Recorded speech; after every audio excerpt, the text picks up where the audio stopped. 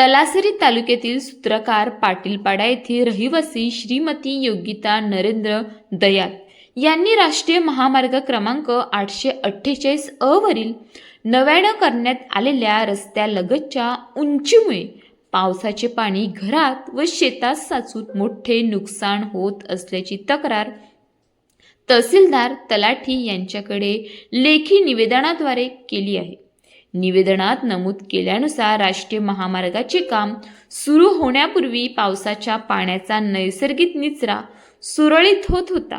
मात्र महामार्गालगतची नाळ जमिनीच्या पातळीपासून सुमारे 2 फूट उंच करण्यात आली असून त्यानुसार बांधण्यात आलेली मोरीही जमिनीच्या पातळीपेक्षा उंच राहिली आहे।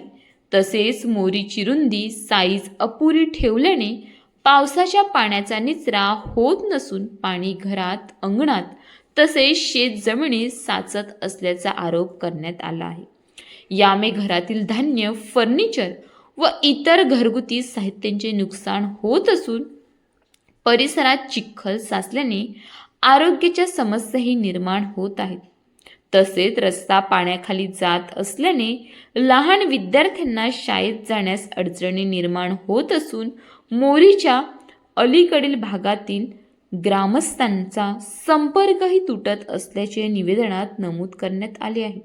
या समस्येची तातडीने पाहणी करून पावसाच्या पाण्याचा योग्य निचरा होण्यासाठी कायमस्वरूपी उपाययोजना कराव्यात अशी मागणी श्रीमती योगिता नरेंद्र दयाल यांनी तहसीलदारांकडे केली आहे। या निवेदनाची प्रत जिल्हाधिकारी पालघर यांनाही माहितीस्तव पाठवण्यात आली आहे। रिपोर्टर संदीप थोरात।